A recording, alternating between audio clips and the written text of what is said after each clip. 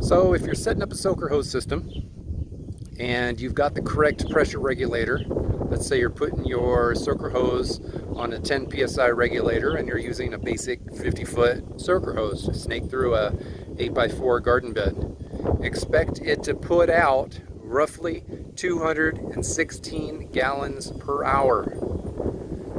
Do the conversion for how much time you need. Watch the rest of the video and you'll see exactly how I got to that calculation, how I got to that number. Hey guys, this is Brian Mounts again from Turf Mechanic YouTube channel. I also run turfmechanic.com. Today I'm going to talk to you about soaker hoses. I've got a number of videos on soaker hoses here on the YouTube channel and over on the website.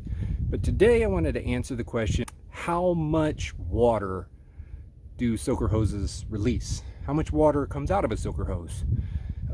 Any variation of that question. If you put a soaker hose down, how much water are you actually putting on your garden bed? So today I bought a soaker hose. Now over here on the side of my house, I've got a bunch of weeds and some nasty stuff that I got to rip out of that bed. But over here I got some lavender and a few garden things, a couple weeds in here that need to be pulled. But I've got an old drip line that I want to replace with a soaker hose. Around the corner I got my sunflower bed. But point being, I want to put a soaker hose down so that I get a little bit better coverage, even coverage. But I also want to know how much is actually going down. It's easy to tell how much is going down when you put a dripper on here because they're rated for flow. Soaker hoses, though, is a little bit less obvious, a little bit more complicated. To run this experiment today, before I set this up on my little bed to the side of the house, I went out and I bought a 50-foot half-inch soaker hose. This thing is very normal. This is what you find at just about any store. I bought this for $14.99 at my local Grange. Here's the hose right there. I have it coiled up inside a bucket. This is an 18-gallon bucket. So if I fill water right up to about here, it's about 18 gallons. Now, here's what I'm going to do. I've got a pressure regulator. This is going to regulate the pressure coming out of the garden hose to 25 psi, something that a standard soaker hose should be able to deal with. And I'm going to attach the hose to this and this to the hose, and you understand. And then I'm going to turn the water on and walk away for an hour and see how much water fills up into this bucket. All right, here we go. I got my regular hose, attached the soaker with the pressure regulator as the intermediary, and I'm going to flip the water on and walk away. Look at that water coming out. That's a lot. Probably more than a soaker should be releasing. Alright, video interruption. It's been almost a whole week since the first part of that video was filmed. I was going to cut the whole thing out, but then I thought, why not leave it in? It's a perfect illustration of, I mean, shoot, I run a website about lawn and garden care, do-it-yourself equipment, all of that sort of stuff. And I've got a post on my website, turfmechanic.com, talking about using the correct pressure on your soaker hoses. And I just disregarded the whole thing.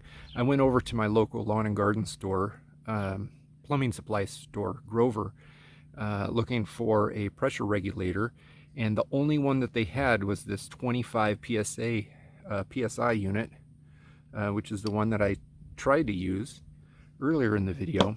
They didn't have one that was 10 psi, and I tell all of my readers all the time to opt for that 10 to 15 psi range. I disregarded it and it didn't work. That pressure was still too high for that hose. I don't know if you could tell in the video, but water was squirting through the pores of that hose. That is not a good thing. You don't want water squirting out of a soaker hose. So I went on to Amazon because Home Depot didn't have one of these, and I didn't feel like going to 7 other stores in town. And I found a 10 psi pressure regulator. Coincidentally, it feels, I mean, this thing just feels better.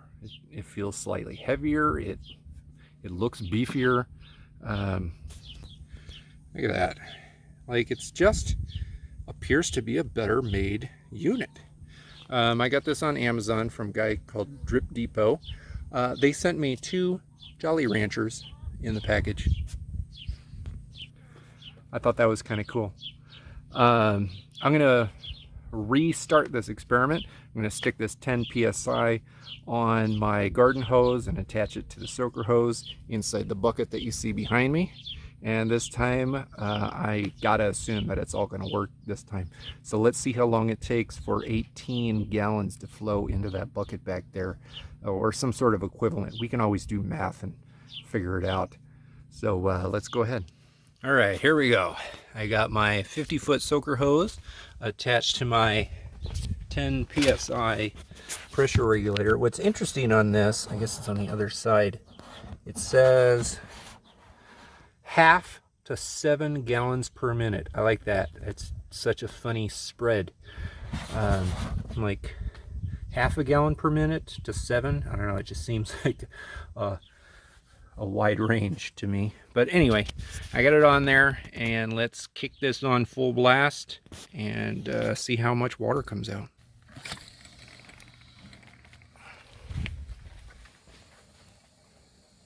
That looks better. It's a far more reasonable amount of water coming out. Still little bits of showering, but nothing like the first try.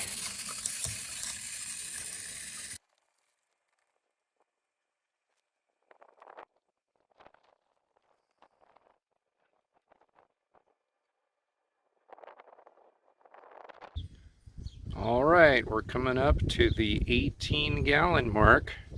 I'm gonna let it go over it just a little bit because the hose is actually inside the water, displacing the water a bit.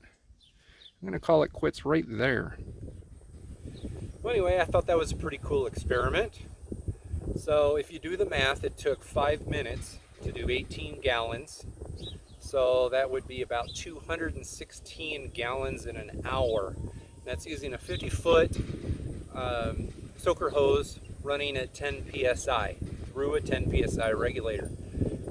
That would be the equivalent of if I did my math right, it's about 3.6, somewhere in the 3.5 range gallons per square foot. So if you're setting up a bed like this, you know, it's a 4x8 bed, so it'd be about 3.5 gallons per square foot for every hour. Now that's a lot.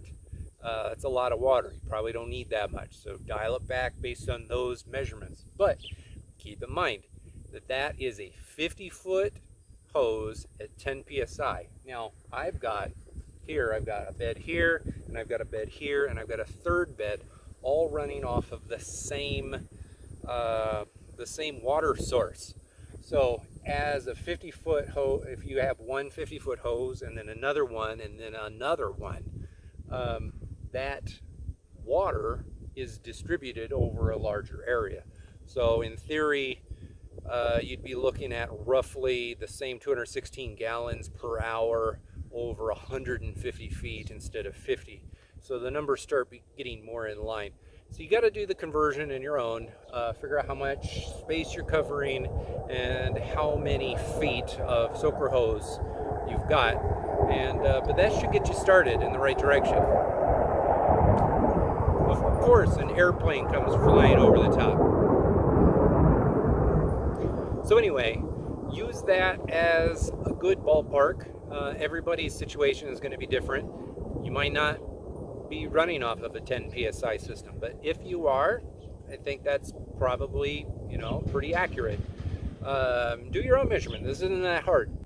I hope this helps, and If it does, please hit the like button. Please subscribe. I've got other videos where I talk about soaker hoses, setting up the systems, and general DIY yard and lawn and garden maintenance.